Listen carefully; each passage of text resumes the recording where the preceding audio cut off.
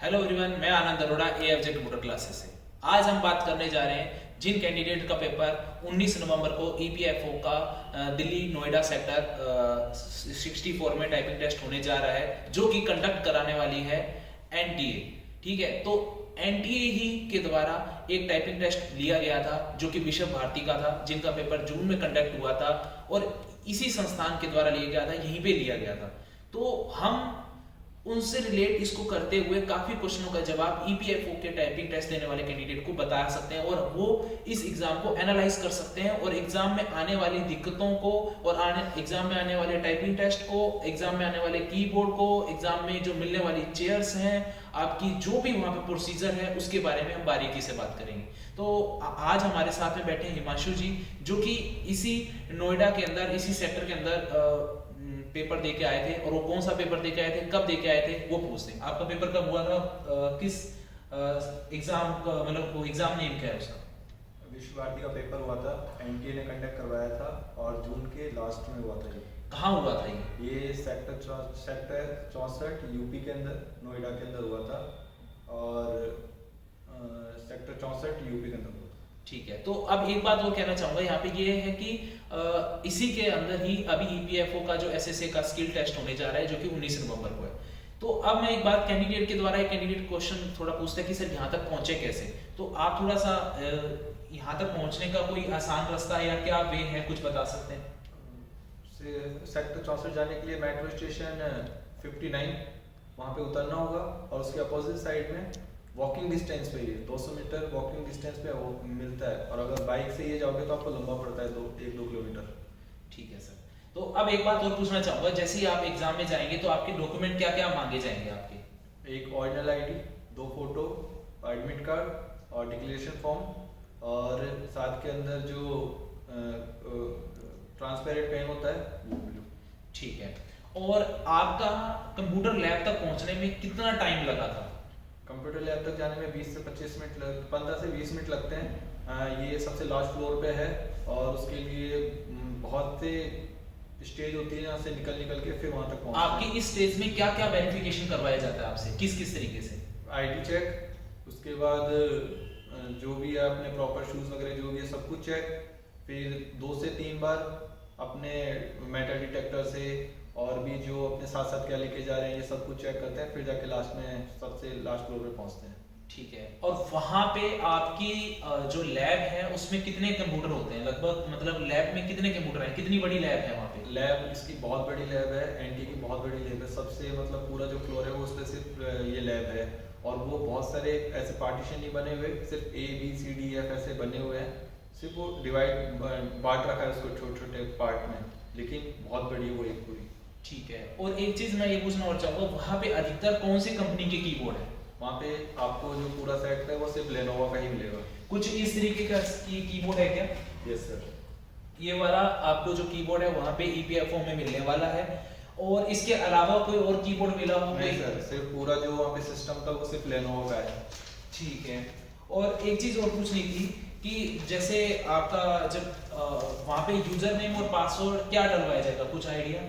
50 PC के ऊपर एक रहता है, इन्विजिलेटर रहते हैं जो कि आपको गाइड करेंगे कि उसमें यूजर नेम और पासवर्ड के रूप में क्या डाला जाएगा, कुछ ऐसा ही? हाँ सर, और वही बताते हैं पूरा जो भी आगे का प्रोसेस रहता है। ठीक है, और चेयर वगैरह कैसी है वहाँ पे? चेयर सिटिंग वाली चेयर है और कंफर्टेबल है, जिनमें साइड पर रहते हैं वाली चेयर है और कंफर्टेबल रहता है थोड़ा पीसी के आसपास। मतलब चेयर को क्या ऊपर नीचे किया जा सकता है? चेयर को ये बहुत ही अच्छी चीज है कि अगर चेयर को, काफी कैंडिडेट्स के साथ में सीटिंग पोजीशन से रिलेटेड इशू रहता है। सबसे पहले एक बात ध्यान रखिएगा, आपका जो कीबोर्ड है, कीबोर्ड रैक के अंदर मिलता है या टेबल के ऊपर मिलेगा? कुछ कीबोर्ड रैक के ऊपर रखे हुए थे और कुछ वो जो ट्रॉली होती है उसकी रैक होती है उसके।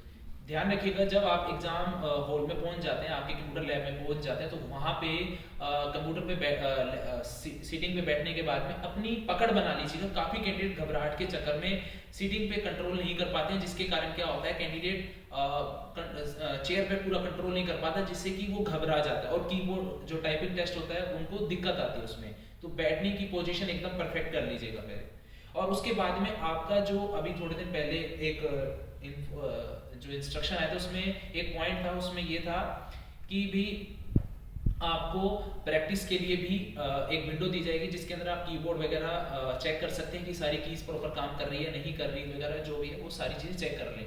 तो आप आराम से चेक कीजिएगा और वहाँ पे जाने के बाद इन्विजिलेटर से ये जरूर पूछ लीजिएगा कि डेमो कितने मिनट का है, और वहाँ पे टाइपिंग टेस्ट ट्रायल खत्म होने के बाद में, या जिसे प्रैक्टिस कहें, इसके बाद में गैप कितने मिनट का, यानी 3 भागों में आपका टेस्ट कंप्लीट करने जा रहा हूँ। पहला, आपको जो यूजर नेम और पासवर्ड क्या दिया जाएगा, वहाँ पे इंस्ट्रक्शन क्या दिए जाएंगे, यानी जो इंस्ट्रक्शन विंडो पे आएगी वो भी जरूर पढ़िएगा। नेक्स्ट नेक्स्ट फटाफट मत कीजिएगा, पूरे इंस्ट्रक्शन केयरफुली पढ़िएगा।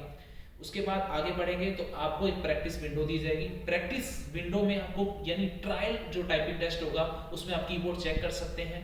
और एक चीज जरूर चेक कीजिएगा कि आपका बैक स्पेस किस तरीके से काम कर रहा है। इसमें एक चीज लिखी हुई है कि आप अपने टाइमिंग के अंदर कितना भी बैक स्पेस यूज करके अपना करेक्शन कर सकते हैं, लेकिन बैक स्पेस आजकल जो आ रहा है फुली बैक स्पेस दिया जा रहा है, लेकिन कंडीशनली फुली बैक स्पेस दिया जा रहा है। वो कैसे कि मान लीजिए कि आपके टोटल आपके 4 या 5 पैराग्राफ दे रखे हैं, आप चौथे पैराग्राफ पे टाइप कर रहे हैं और आपको पता लगता है कि दूसरे पैराग्राफ में कोई गलती हुई है और उसको सही करना है, तो पूरे मैटर को डिलीट करके सही कर सकते हैं, या कर्सर को डायरेक्टली यानी नेविगेशन ऑन है या नहीं है, कर्सर को डायरेक्टली रखकर बैकस्पेस यूज कर सकते हैं या नहीं कर सकते। तो ये ट्रायल टेस्ट में ही आप लोग जरूर चेक कीजिएगा।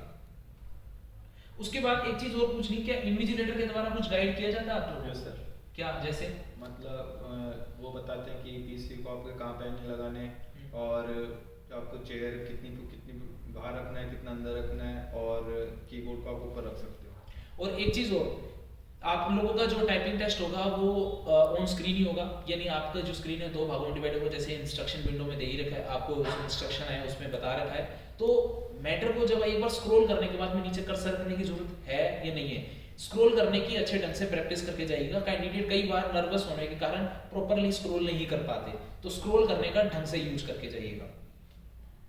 उसके बाद में आपने एक बात और बोली, एक चीज और कि कैंडिडेट का जो मैटर होगा वो पैराग्राफों में डिवाइड होगा या एक पूरा कंप्लीट मैटर होगा। और अगर मैटर पैराग्राफों में डिवाइड होगा तो क्या प्रत्येक पैराग्राफ के स्टार्टिंग में टैब बटन का यूज करना होगा या नहीं होगा, ये जरूर चेक कर लीजिएगा आप लोग। उसके बाद में कीबोर्ड कौन सी कंपनी का, मैंने आपको बता ही दिया कौन सी कंपनी का भी हमारा लेनोवो का कीबोर्ड अधिकतर वहां पे है। और वहां पे एक सेल्फ डिक्लेरेशन का फॉर्म भरवाया जाएगा, वो चीज जरूर लेके जाइएगा जो कि आपके एडमिट कार्ड के साथ में, वो आप लोगों को वहीं भर लेना होगा या वहां से आप लोग भरवा लीजिएगा। और भी बहुत सी चीजें हैं, जैसे कि इससे रिलेटेड अगर कोई मैटर होगा तो मैं वो टेलीग्राम में डाल दूंगा आप लोगों को, अगर मुझे कुछ पता लगेगा तो। और टेलीग्राम का जो लिंक है वो वीडियो के डिस्क्रिप्शन में मैं डाल दूंगा। और कुछ आप कहना चाहें कि भी जो कैंडिडेट को वहाँ पे दिक्कतें आई हो और उससे रिलेटेड इनको पहले से कोई रूबरू करना चाहें? मोबाइल बैग वगैरह जमा कराने के लिए बाहर शॉप्स लगी हुई है, और जो भी उससे रिलेटेड है वहाँ पे पहुँचना भी आसान है। अगर वहाँ स्टे करना चाहते हो, स्टे करने का वहाँ पे बहुत अच्छा है, पास में होटल्स हैं और खाना खाने के लिए सब जगह है, और कोई छाया में मतलब जो भी अच्छा है वहाँ पे रहने के लिए, रुकने के लिए। कुछ और सर? नहीं सर। आप सभी का बहुत बहुत धन्यवाद। जय हिंद, जय भारत।